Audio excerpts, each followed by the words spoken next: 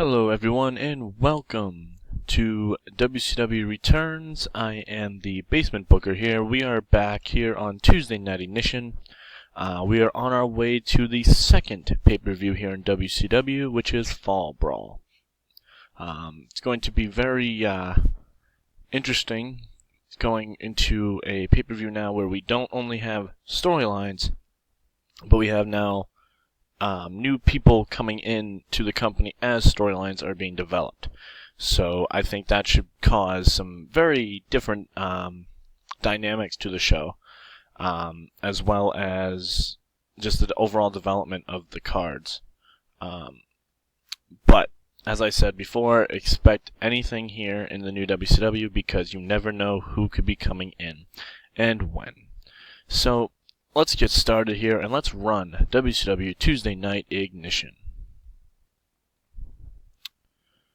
So to open the show, just like last week, we promised the WCW Tag Team Championship match, and this is what we got. So, in a bout that had decent wrestling but didn't have much heat, the Motor City Machine Guns defeated Kendrick in London when Brian Kendrick was disqualified when Matt Jackson ran and attacked Alex Shelley and Nick Jackson attacked Chris Sabin.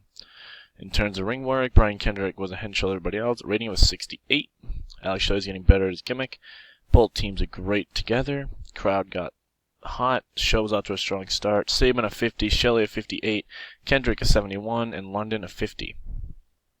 So a DQ finish for the WCW Tag Team Championships here. It's the Morrison Machine Guns thought they had it won, but obviously the Young Bucks don't want anything about that. So looks like things are starting to heat up here in the tag team division between these three great tag teams that, as far as I know, have never faced off. So this is very new and different. But 68 rating to start the show, I like it. And then post-match, the Young Bucks grab a ladder from underneath the ring and attack Motor City Machine Guns with it. So the Young Bucks pulling out the ladders here against Motor City Machine Guns and continuously attacking them. Rating of a 40, that's okay. A video airs showing a new person is coming to WCW by the name of Bram. Former Ascension member down in NXT as Kenneth Cameron, and former TNA superstar also known as Bram. I decided to keep his name from TNA as he will be coming to WCW. When that is, well, you might as well stay tuned for that because who knows when he'll be here. So an extremely short match, Cody Rhodes defeats Rhett Titus in 4:33 with a Silver Spoon DDT. Cody Rhodes at 59, Titus at 27, rating of a 49. Not much to really say here. Just a quick little win for Cody Rhodes. But after the match, Marty Scurll attacks Cody Rhodes. Giving him the boots, hitting him with his finisher. Saying that Cody Rhodes got lucky last week. So this young gun, Marty Scurll, going after the golden boy, Cody Rhodes himself here. So this could be something here. Between Marty Scurll and Cody Rhodes, that could be very entertaining coming up here. Rating of 42 because it hasn't really been built. Bobby Roode and his promo genius that he is, got an 89 here. He comes to the ring talking about how, I'm still not cleared to wrestle, but at Fall Brawl, now that I know who my opponent is in Rhino, I'm not worried whatsoever. There's a reason I'm called the It Factor Professional Wrestling. There's a reason that I was able to become the first WCW World Champion, and there's also a reason why RVD hasn't been seen since Bash at the Beach. As he says this, though, however, he gets interrupted by his opponent at Fall Brawl, which is Rhino. Rhino comes to the ring. He's like, Bobby Roode, you talk a big game for a guy who can't wrestle right now. That's the only reason why you're still holding onto that belt. Otherwise, I would have taken it from you already. But I can wait till Fall Brawl to get my WCW Championship match. And that gets interrupted by owner and general manager Mick Foley, who announces that Rhino tonight will go one-on-one with Stu Sanders. So that's a good match to look forward to later on tonight in the main event. 64 rating there out of Foley. It's already booked. So Aaron Stevens cuts a promo on his opponent tonight, which is Johnny Gargano. He says, you know what? I'm sick and tired of facing all these little indie darlings. Roderick Strong was the beginning, but you saw what I did to him. And tonight I get to beat down one of Roderick Strong's little buddies in Johnny Gargano and get to solidify once again that Aaron Stevens is the best WCW has to offer. And I will not stop until all these little indie darlings are gone. So 54 rating there. So we got a little singles match here between Aaron Stevens and Johnny Gargano. And a decent match. Aaron Stevens defeats Johnny Gargano at 7:42 with an idolizer. Aaron Stevens getting better at his gimmick. 57. Gargano a 50. Handle changes. Yes. That's fine. It's better than what it was. We changed Gargano's gimmick because overall, when it first debuted, it was terrible. Because I picked the wrong one. But that's okay. Work improvements, no improvements. But Gargano with a 50, I will take that. 55 rating out of this match.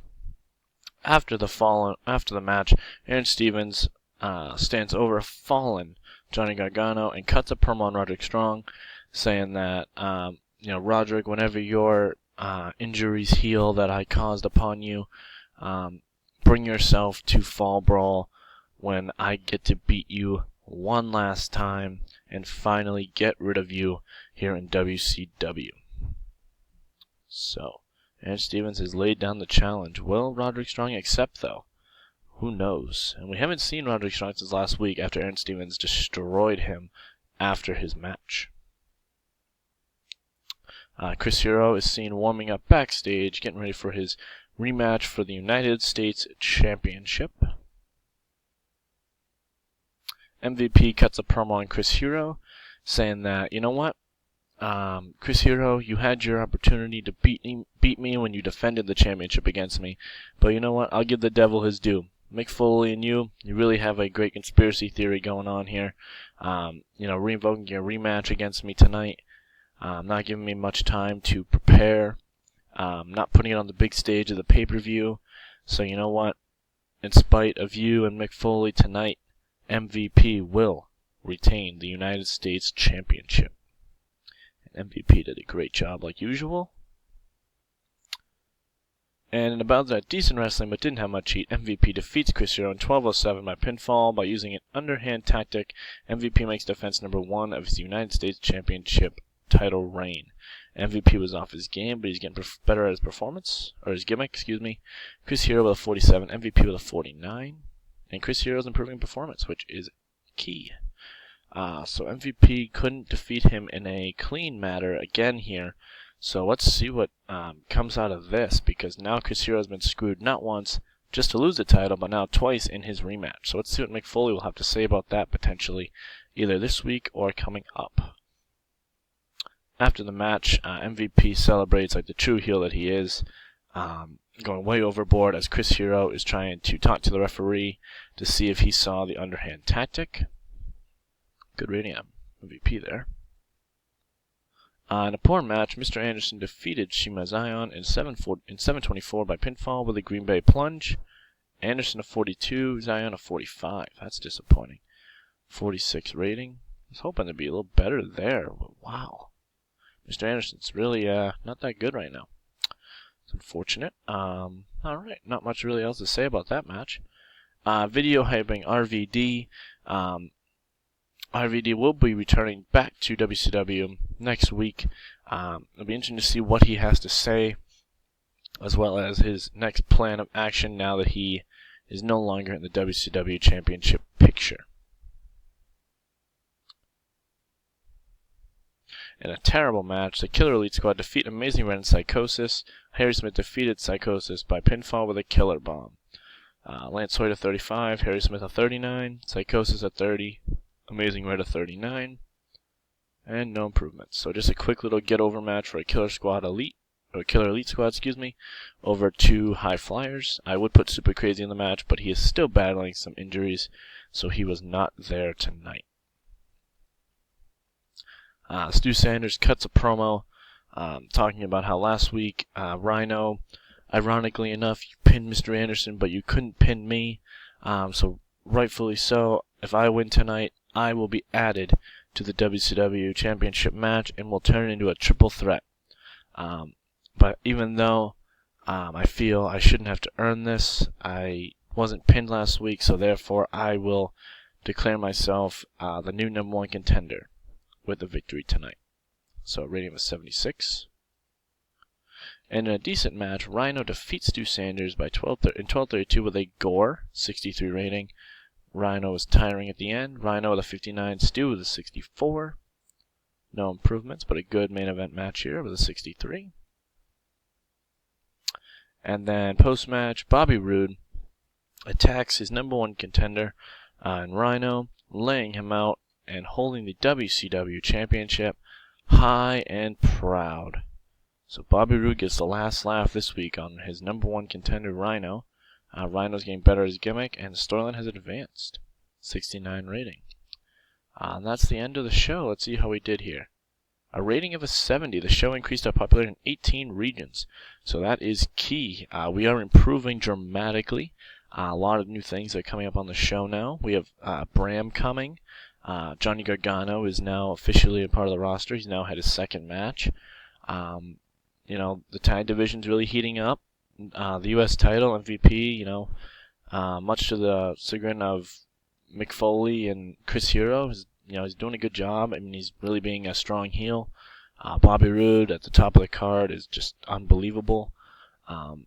It's certainly an interesting development for sure, being over a month in now and seeing where things can be going from here.